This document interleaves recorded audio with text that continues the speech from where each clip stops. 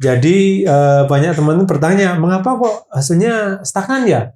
Bukannya ini secara hukum kita mestinya lebih memburuk dengan kejadian di MK kemarin pelanggaran etik, lalu kemudian apalagi akhir-akhir ini misalnya konflik kepentingan, bukannya harusnya memburuk ya karena kondisinya dirasakan memburuk. Kalau penegakan hukum dan pemberantasan korupsinya lemah, pasti dampaknya akan ke sana.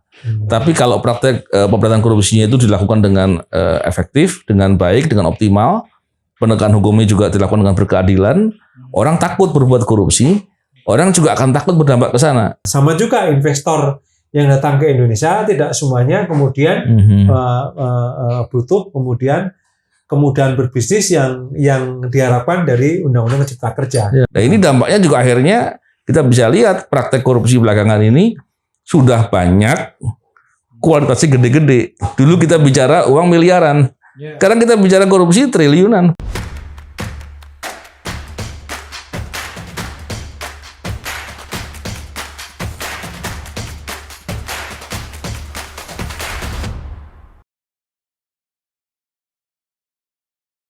Halo sahabat, ketemu di kanal ini. Selamat pagi, siang, sore, dan malam. Mudah-mudahan seperti biasa kita dalam keadaan sehat. Hari ini saya kedatangan teman-teman yang luar biasa. Ada dua narasumber teman yang luar biasa. Ada Mas Novel dan ada Danang Widoyoko. Hari ini kita akan diskusi, ngobrol, dan tentu saya akan belajar dari mereka berdua tentang isu-isu terkait dengan pemberantasan korupsi tentu saja. Dan satu hal yang pasti, kita akan belajar soal indeks persepsi korupsi atau CPI yang baru-baru ini di launching atau diumumkan ke publik oleh teman-teman TI. Ya, kemarin kan teman-teman TI rilis ya.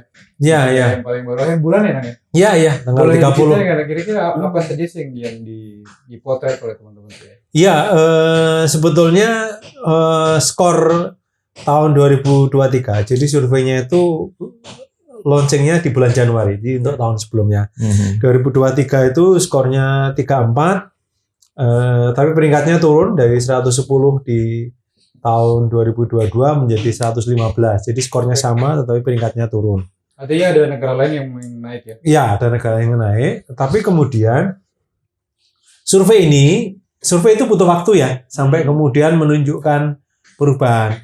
Jadi banyak teman-teman bertanya, mengapa kok hasilnya stagnan ya? Bukannya ini secara hukum kita mestinya lebih memburuk dengan kejadian di MK kemarin pelanggaran etik, lalu kemudian apalagi akhir-akhir ini misalnya konflik kepentingan, bukannya harusnya memburuk ya karena kondisinya dirasakan memburuk. Saya bilang ya survei itu tunggu waktu gitu sampai respondennya paham apa yang terjadi di Indonesia. Dan sebagian besar respondennya bukan orang Indonesia. Jadi itu butuh waktu agar sampai ke responden gitu. Nah, biasanya seperti itu, seperti revisi Undang-Undang KPK. Revisi Undang-Undang KPK itu kan di tahun 2019 bulan September. Betul. Sebagian sudah selesai sebelum September. Ya. Sehingga ketika indeks persepsi korupsi 2019 dipublikasikan Januari 2020 malah naik. Iya. Jadi 40 waktu itu puncaknya.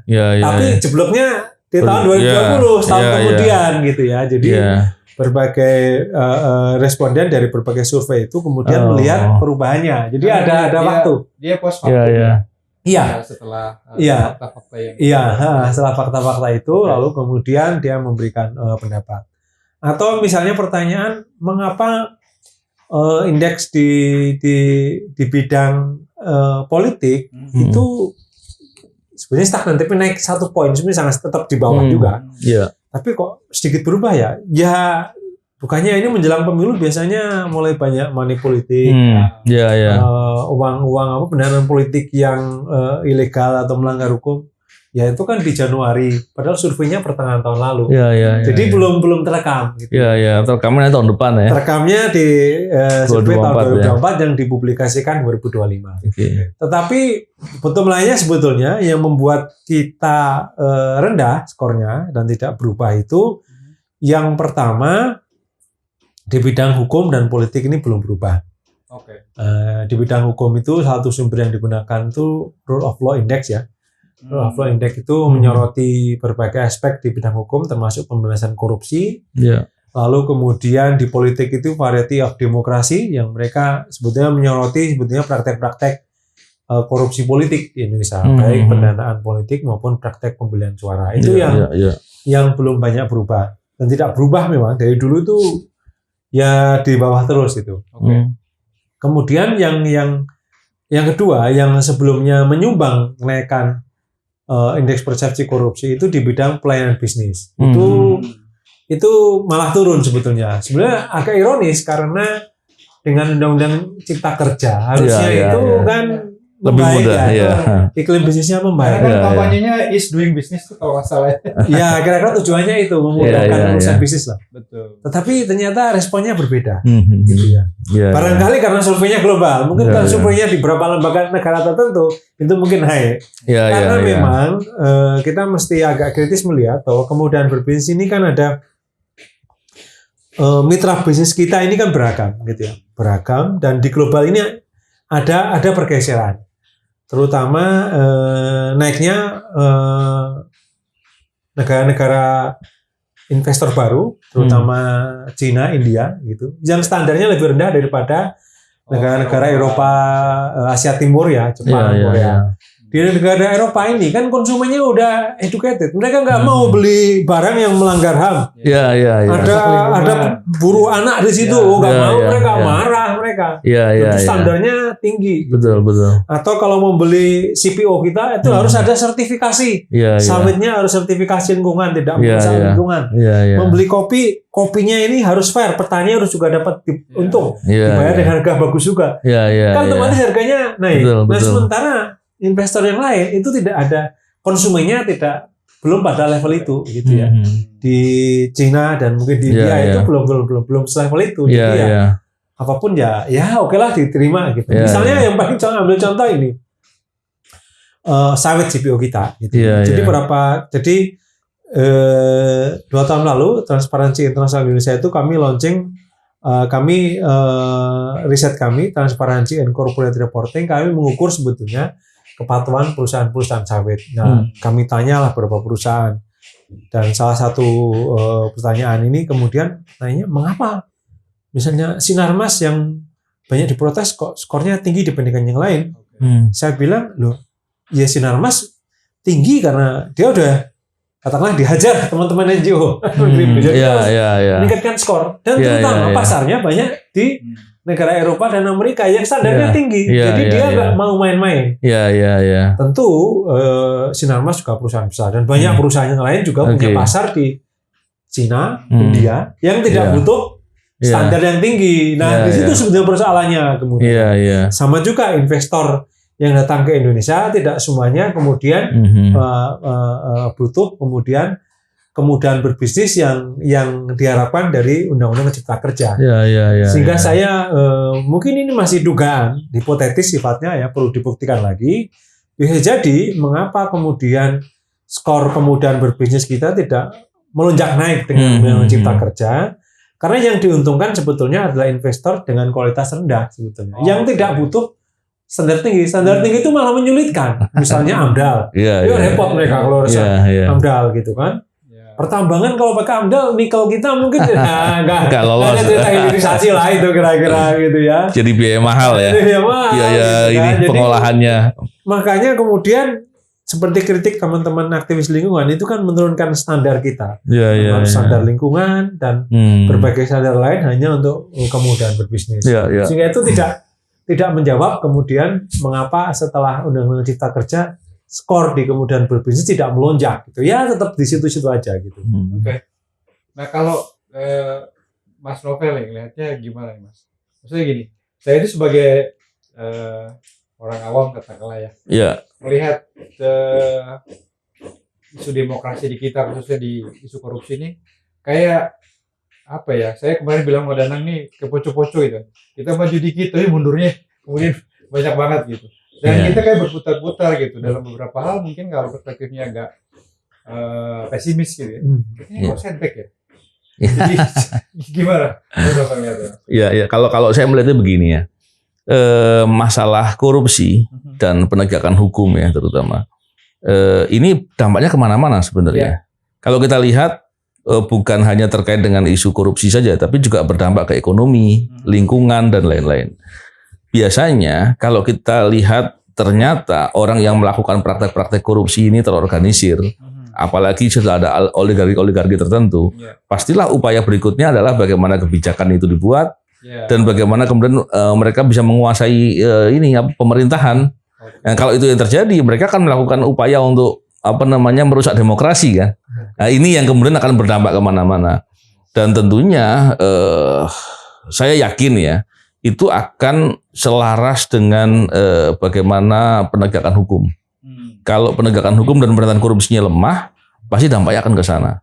Tapi kalau praktek pemberantasan korupsinya itu dilakukan dengan efektif, dengan baik, dengan optimal, penegakan hukumnya juga dilakukan dengan berkeadilan, orang takut berbuat korupsi, orang juga akan takut berdampak ke sana. Ini kan indikatornya bisa dilihat bagaimana kalau kita lihat semua itu sebagai proses ya. Sebelum bicara undang-undang Ciptaker, perubahan undang-undang mineral dan lain-lain, kan KPK-nya dulu yang dilemahkan.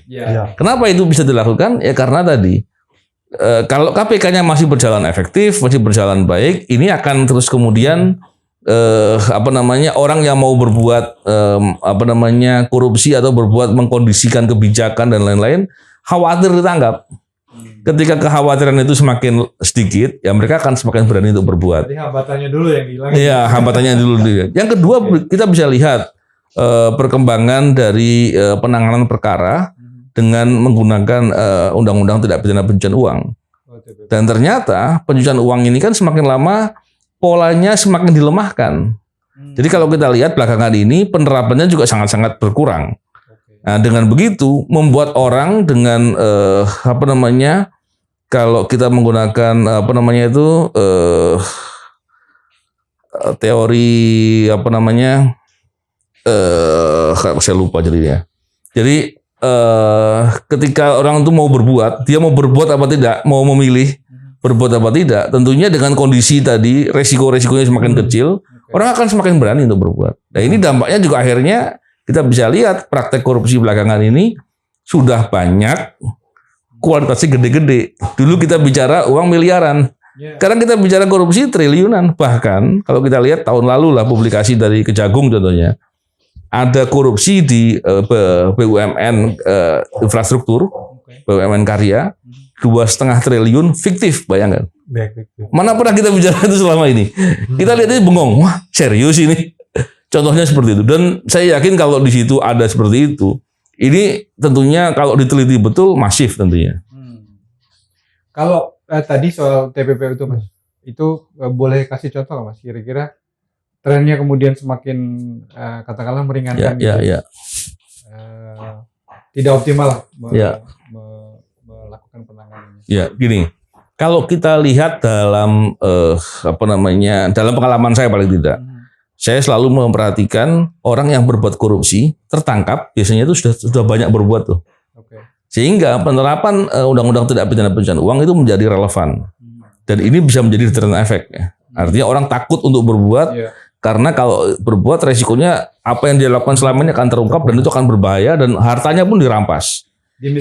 Dimiskinkan. Karena kalau bicara terkait dengan hukuman saja bisa jadi itu nggak khawatir sepanjang uangnya nggak hilang kan. Nah, kalau kita lihat belakangan ini justru pandangan hakim kebanyakan itu sudah mulai bergeser. Jadi dianggap seolah-olah TPPU itu hanya terkait dengan uang korupsi saat itu saja. Contohnya perkara pengadaan A gitu kan. Saya sebut barang nanti takutnya ada yang bersesuaian gitu kan. Ilustrasi aja. Barang A gitu. Ternyata itu fiktif gitu. Dan uangnya dibagi-bagi. TPPU-nya hanya terkait dengan uang yang terkait dengan anggaran A itu saja. Padahal harusnya kan tidak begitu. Karena kalau kita baca di pasal 75 contohnya terkait dengan tidak diwajibkan dibuktikan predikat crime itu kan menjadi jalan untuk bagaimana pola pembuktiannya. Nah, tapi kalau semakin melemah begini, saya khawatir kemudian jaksa pun ketika menyidangkan perkara kemudian pesimis juga akhirnya dia akan menganggap atau paling nggak jaksa yang baru akan menilai bahwa yang betul ternyata ya yang fokus aja dengan pokok perkaranya itu saja. Sehingga ini akan kemudian berpengaruh kepada kinerja penyidik. Penyidik akan berpikir, oh ya jangan ngejar yang lain-lain deh, itu saja. Akibatnya orang berbuat korupsi spekulatif akan sangat senang kan. Kalau bisa diurus dalam tempo waktu yang cepat biar nggak sampai terungkap. Suatu hari dia berbuat korupsi baru tidak akan terungkap ke belakang nih. Itu kan menjadi ini menjadi kecanggihan metode-metode untuk menyembunyikan ya. Menyembunyikan itu ya. Itu pencucian uang itu. Jadi memang mestinya selama ini kan salah satu tuntutan publik yang ramai itu kan mendorong agar segera disahkan undang-undang perampasan aset. Ya, RUU perampasan aset. Nggak ada yang salah, benar juga itu. Ya. Tetapi sebetulnya tanpa menggunakan undang-undang perampasan aset sudah bisa dilakukan. Jika misalnya menggunakan TPPU atau kemudian mendorong penegak hukum, kemudian tidak berhenti di satu perkara, tapi dari bukti yang ditemukan bisa.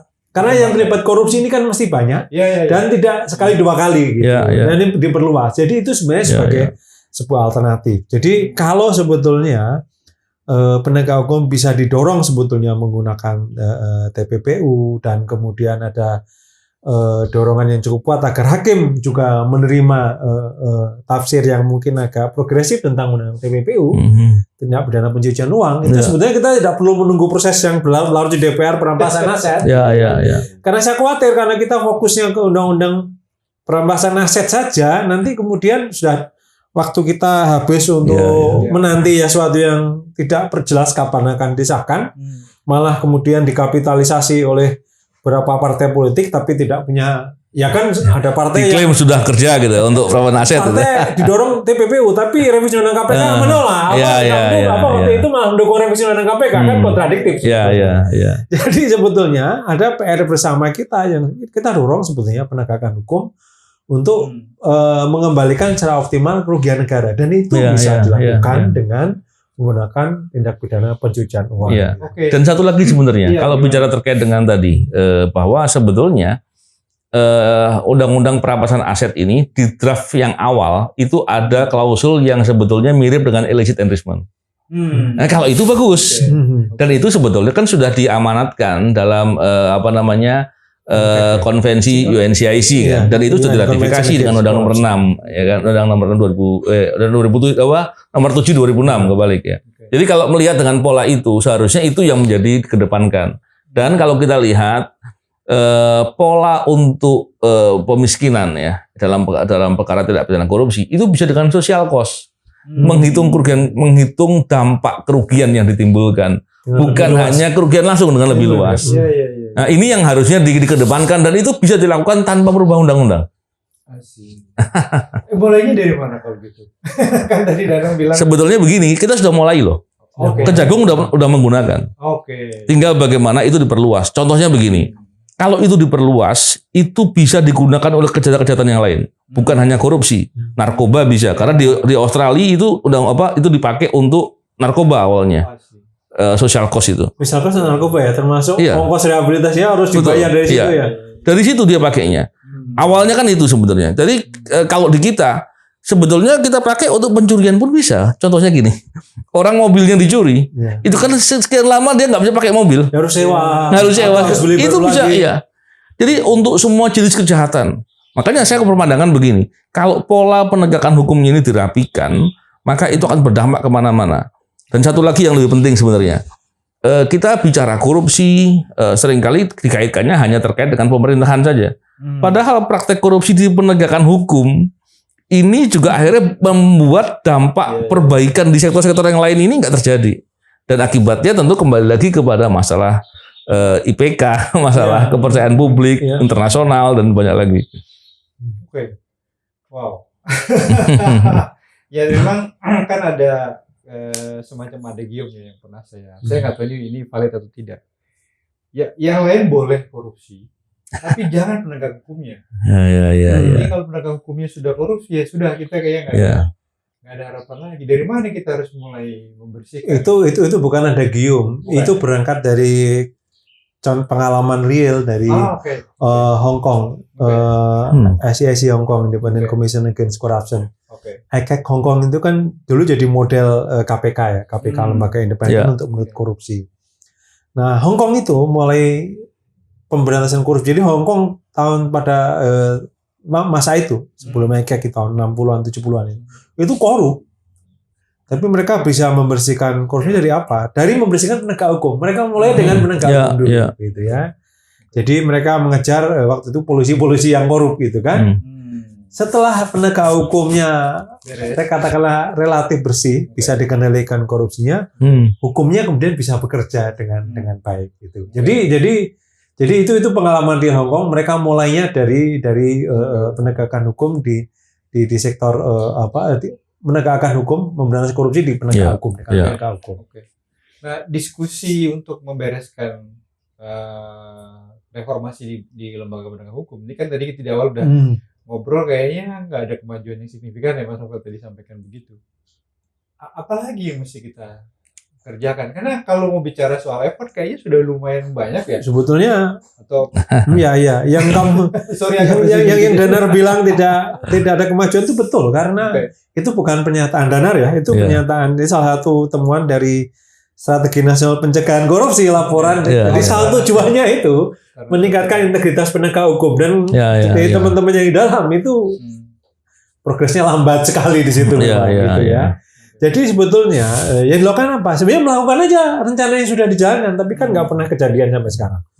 Misalnya SPPT, jadi menerapkan teknologi informasi dalam istilahnya surat untuk mulainya penegakan hukum. SPDP.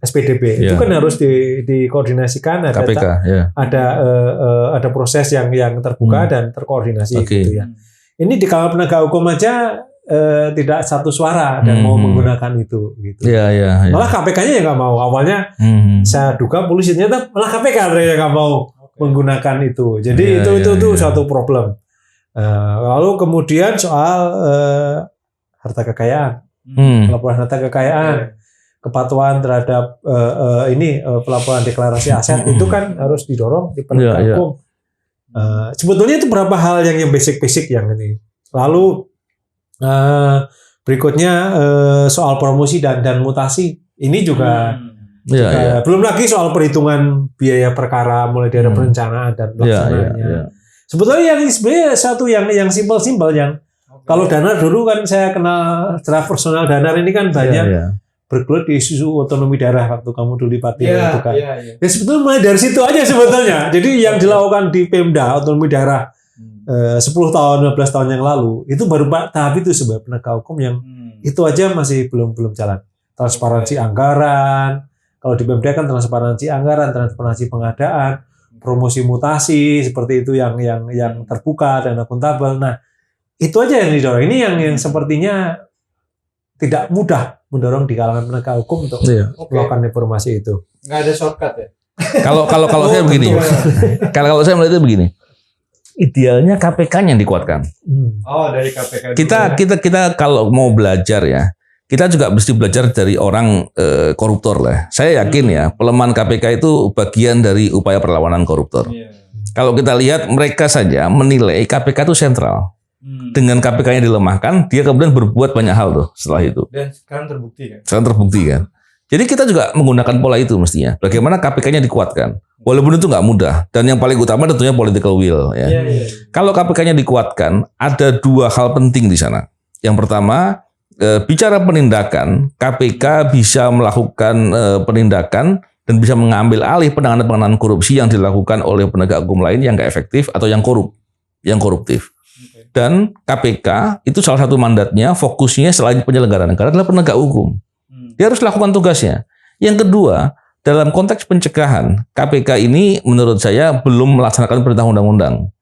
Karena seharusnya pencegahan itu bukan KPK yang melaksanakan sendiri, tapi semua kementerian lembaga itu melaksanakan, dan KPK mengkoordinir dengan fungsi supervisi dan koordinasi. Karena yang ngelola uang kan di kementerian lembaga. Kalau semua kementerian lembaga melaksanakan fungsinya memberantas korupsi di tempatnya masing-masing dengan konteks pencegahan, maka itu akan sangat efektif. Dia ada APIP. Ada pola-pola lain, dan KPK tinggal mendorong karena pola-pola itu yang memudahkan, dan kemudian adanya fungsi whistleblower system, ditambah lagi dengan adanya pasal 108 ayat 3 KUHP. Disebutkan di situ semua pegawai negeri yang dalam melaksanakan tugasnya mengetahui ada dugaan kejahatan wajib melapor. Bukankah itu menjadi ruang untuk kemudian bisa melakukan pemberantasan korupsi yang efektif? Dan saya yakin lah di kementerian lembaga masih banyak orang yang masih mau baik. Dengan begitu, apalagi dilekatkan adanya kewajiban, itu kan menarik sekali untuk bisa dilakukan. Tapi intinya semua political will. Kalau political will problem, ya apapun dilakukan percuma.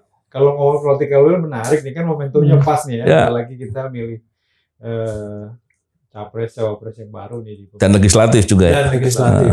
Meskipun legislatif saya secara personal agak lebih kayak kompleks ya. Ya. Ada input dari political party segala macam. Ya.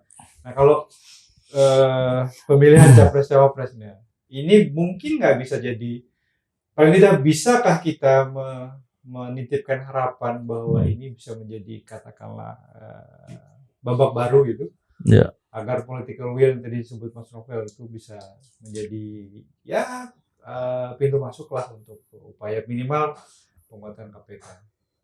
Gimana? Nah, betul. Jadi political will itu faktor penting. Tapi pertanyaan berikutnya adalah dari mana political will itu muncul? Iya. Political will itu bukan wangsit, bukan dari atas gitu. Bukan tiba-tiba ya. Bukan tiba-tiba. Political will itu kan semangat untuk bisa terpilih. Sehingga dia mau melakukan sesuatu, itulah political will.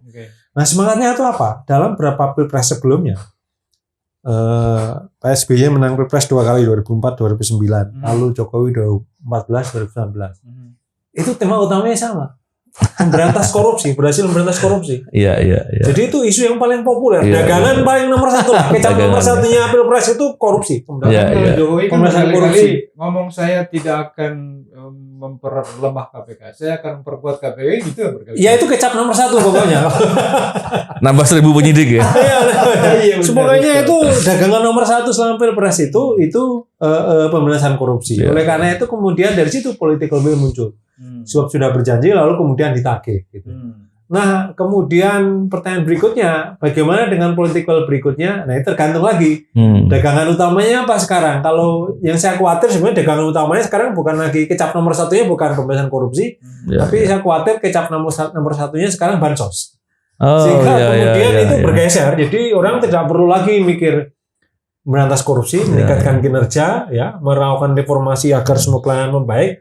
Tapi ya semakin aja makin banyak bansos dikucurkan gitu kan. Ya barangkali itu bisa menang, tapi kan pelajaran menunjukkan di banyak negara dan di dalam sejarah fiskal ada batasnya. Kalau semua ini bansos, ntar kita bangun apa? Ntar bagaimana gaji pegawai? Ntar bagaimana kesejahteraan rakyat pelayanan? Jadi masyarakat dapat bansos tapi sekolahnya kualitasnya menurun, kesehatannya pelayanannya memburuk, kan itu pada akhirnya ongkosnya dari situ. Dan seberapa sanggup juga kemudian itu bisa menopang popularitas karena itu nggak bisa jangka panjang. Karena kalau melihat politik bansos ini, salah satu negara yang cukup berhasil sebetulnya adalah Rusia. Mengapa? Karena mereka lagi booming komoditas, harga minyak naik. Itu salah satunya negara mungkin yang mengolah fiskal dalam kondisi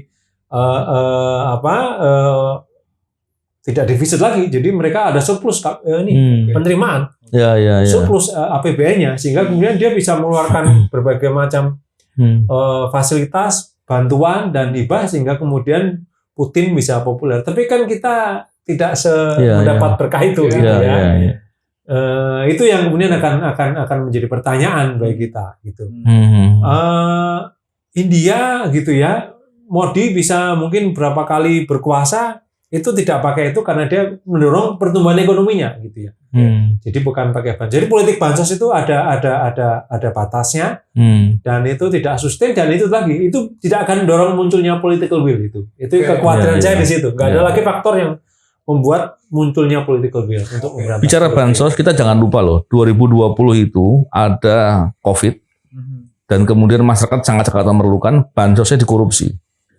Dan sampai hari ini nggak ditangani kecuali kasus suapnya saja. Kerugian keuangan negara sampai sekarang nggak jelas. Jadi saya malah khawatir bansos itu bisa menjadi ruang untuk kemudian terjadi praktek korupsi baru. Walaupun di beberapa keadaan saya setuju bahwa bansos itu perlu. Tapi saya sepakat seperti Mas Danang bilang bahwa kita keterbatasan fiskalnya jelas. Jadi kalau bansos besar-besaran juga nggak mungkin juga gitu. Kalau soal ini Mas, menaruh harapan kepada politik baru tadi dengan pilpres ini gimana? Memang Kalau saya kan memang kalau saya ngomong soal pilpres terlalu banyak memang agak nggak enak gitu ya, karena konflik of interest gitu kan. Iya. Tapi poinnya beginilah, saya justru memandang begini, di era sekarang ini tentunya di masa kampanye ya, tentunya kita mendorong atau berkomunikasi dengan semua pihak agar mereka bisa menyampaikan komitmen yang jelas dan kita tagih. Soal kemudian kita tagih mereka ngelak, ya itulah resikonya. Tapi itu apa namanya peluangnya itu yang kita bisa lakukan. Dan membicarakan ini dalam podcast ini menjadi penting juga agar masyarakat semua bisa ikut membantu memahami dan ikut menagih ketika masanya nanti. Karena apa? Kalau kita bicara hari ini memang masalah pemberantasan korupsi itu kemudian menjadi kurang diperhatikan oleh masyarakat. Mungkin mereka udah mulai jengah melihat KPK kemudian anjlok seperti sekarang. Kepercayaan publik kepada pemberantasan korupsi sudah semakin, masa iya pemberantasan korupsi gitu ya. Tapi tentunya kita tetap harus meningkatkan harapan dan semangat ya. Karena kalau itu nggak dipaksakan, ya kita akan sulit untuk melihat adanya keseriusan untuk melakukan perbaikan, untuk meningkatkan kesejahteraan dan hal-hal lain yang harus dilakukan. Oke. Nah, bicara semangat ini agak geser dikit. Ini hari-hari ini kan kita melihat kampus sudah mulai bergerak lah ya. Iya. Sebagai bentuk kontrol sosial paling tidak dan koreksi terhadap tindakan politik yang dianggap mulai jauh dari cita-cita demokrasi. Nah, apakah ini juga bisa kita maknai bahwa sebetulnya kita masih punya kekuatan masyarakat sipil katakanlah begitu.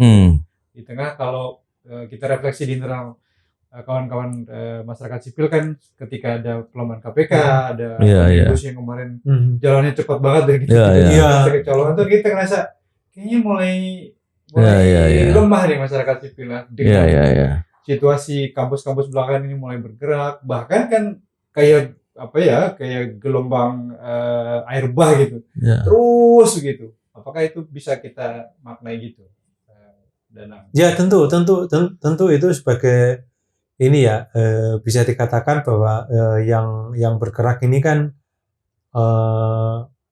mulai dari mahasiswa lalu kemudian sampai guru-guru besar sivitas akademika, sebelumnya teman-teman NGO ya. Ini yang sebetulnya suara-suara kritis yang sebetulnya tema utamanya kan sebenarnya menolak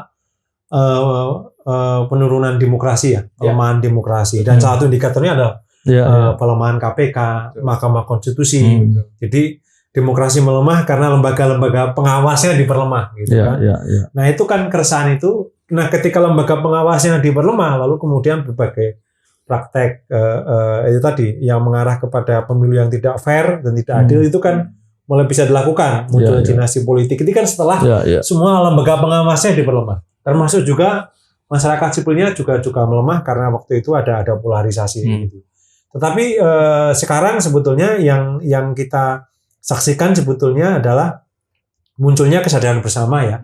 Dan tentu tantangan kita bersama adalah bagaimana membangun jaringan koalisi, aliansi gitu dari berbagai kelompok, dari berbagai ini untuk bersama-sama mendorong demokrasi. Kaitannya apa dengan korupsi? Jadi korupsi ini kan sebetulnya pemberantasan korupsi ini bukan sekedar menghukum orang katakanlah mengejar siapa yang merugikan negara.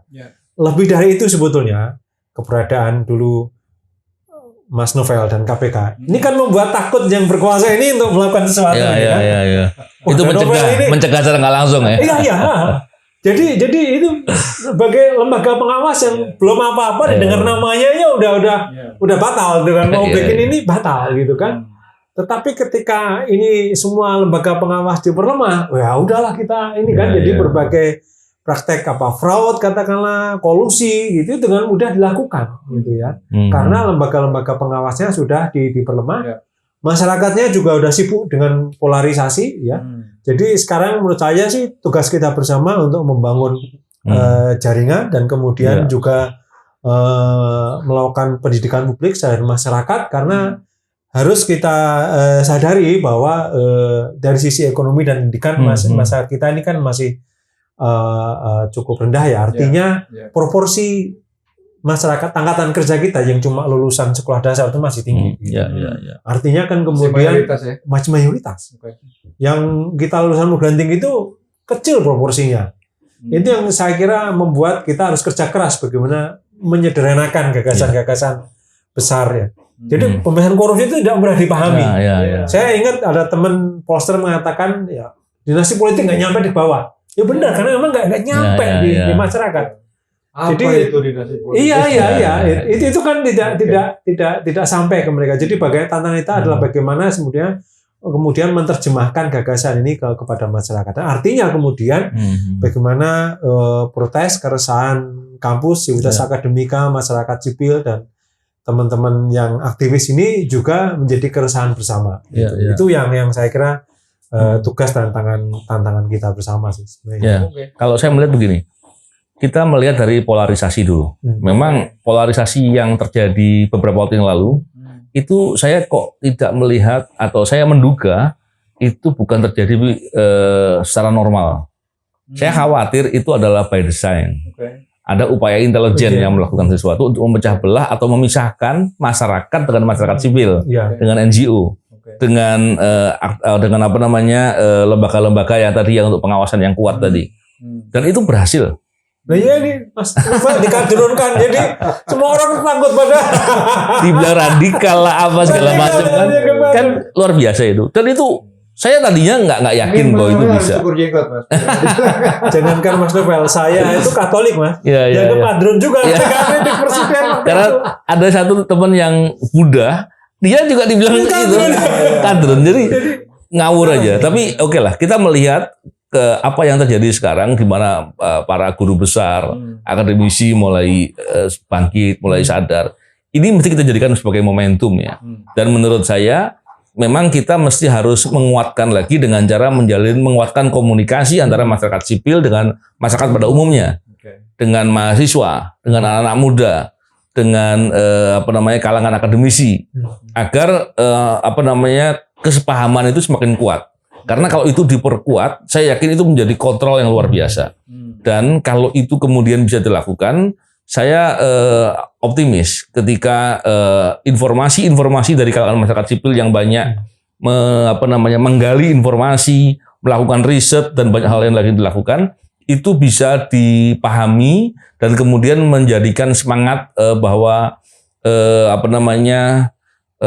pengawasan dan kontrol itu perlu dilakukan. Begitu juga upaya-upaya dari semua pihak, siapapun yang ingin mendapatkan keuntungan dengan konflik of interest, menjabat dengan cara yang korup dan lain-lain, itu menjadi mengkhawatirkan sekali. Jadi mau nggak mau cara kita mesti harus dengan cara begitu. Dan forum komunikasi seperti ini itu menjadi penting.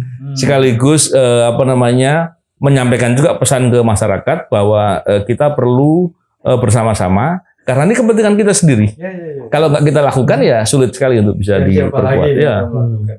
Ini jadi kalau kayak dejavu ya, Mas Novel ini sebelum rejim Soeharto jatuh kan memang yang kita lakukan terus kayak gini ya, konsolidasi, ketemu berbagai macam kelompok ya, dari gagasan gitu ya. Kira-kira begitu nggak sih? Iya waktu itu kan aku bayangin tidak Jakarta ya. Tapi kamu tuh kira-kira ketemu teman-teman Forkot. Walaupun pecah ada pamflet, kamu ketemu juga pamflet, ketemu kelompok-kelompok pijar yang lain. Jadi kan semua ketemu. Jadi yang lebih penting adalah bagaimana mencari titik temu, bukan mencari perbedaan sudah pasti. Tapi bagaimana mencari titik temu dan mengatur bersama tujuannya tidak mudah, tapi itu PR-nya kan di situ. Karena tujuan awal kan mengapa ada narasi kadrun supaya nggak ada dukungan. Betul. Ketika dipecat nggak benar tuh, padahal kan dipisahkan dulu dari pendukungnya. KPK dipisahkan, dipotong dulu itu kadrun dipecat gitu ya. Iya. Jadi waktu itu mengapa revisi undang-undang KPK itu sebetulnya itu dukungannya masih kuat, tapi itu pun sudah digerogoti besar-besaran dengan narasi-narasi pada waktu itu kan ini dikuasai radikalisme radikal yang anti Jokowi. Jadi orang nggak mau bantu lagi KPK gitu. Sehingga kemudian ketika ada yang ini lebih mudah dilakukan. Iya, iya, iya. Nah, tetapi itu kan sebenarnya tantangan kita bagaimana Iya. menjalin relasi, membangun Betul. komunikasi, dan kemudian bersama-sama mencari titik temu bersama. Karena pada akhirnya KPK yang kuat, gitu, Iya, iya. atau MK yang independen itu digunakan untuk mengontrol kekuasaan Hmm. negara yang bisa disalahgunakan. Jadi bisa dibilang kita ini bersyukur dengan keadaan sekarang, di mana praktek korupsinya banyak, terang-terangan, Oke. kemudian buat kita jadi bersatu akhirnya. Mudah-mudahan itu terus apa ya, konsolidatif. Iya, iya. Karena kalau enggak kayaknya kita semakin bingung ya. Iya. Dari mana lagi nih? Betul. Karena tidak ada kekuatan alternatif. Saya kira cukup lumayan nih kita ngobrol. Jadi, terima kasih. Meskipun kita ngobrol kalau ngidol, tapi beberapa hal saya kira bisa kita ambil ya. Iya, iya. Benang merahnya. Kita masih punya peluang sebetulnya Hmm. untuk memperkuat penegakan kasus-kasus korupsi, karena sebetulnya kita punya potensi yang cukup, undang-undangnya cukup memadai, Iya, iya. tinggal memang political will ya. Iya, Iya, politiknya yang Mudah-mudahan sih setelah Pilpres nanti kita dapat pemimpin yang ya bisa lah kita ajak bersinergi gitu. Meskipun Iya. tadi Mas Novel juga mengingatkan bahwa ya itu harus terus dilakukan. Kalau Iya, iya. kemudian ternyata komitmennya tidak sesuai, ya apa Iya, boleh iya, buat. Itu iya. memang harus upaya-upaya yang harus dilakukan. Di sisi yang lain kita masih punya kekuatan-kekuatan masyarakat sipil ya. Iya. Mudah-mudahan semakin hari semakin konsolidatif dan kita bisa punya satu frekuensi yang sama ya, Iya. gelombang yang sama, bahwa agenda ini harus kita sama-sama lakukan. Karena menurut saya ini bukan soal peranan korupsi, bukan soal sekedar menyelamatkan demokrasi, tapi sebagai bangsa kan kita tuh juga harus Iya, iya. makin maju toh. Iya, Maksudnya iya. kita ngurusin masalah-masalah yang terus gitu kita nggak maju-maju. Iya, jadi iya, iya, iya. kira-kira begitu ya. Iya, iya, iya. Oke, karena ya sekali lagi, karena menurut saya Indonesia ini tidak sempurna, tetapi layak diperjuangkan. Hmm. Iya. Sekali lagi terima kasih. Terima kasih. Terima kasih. Sehat terus.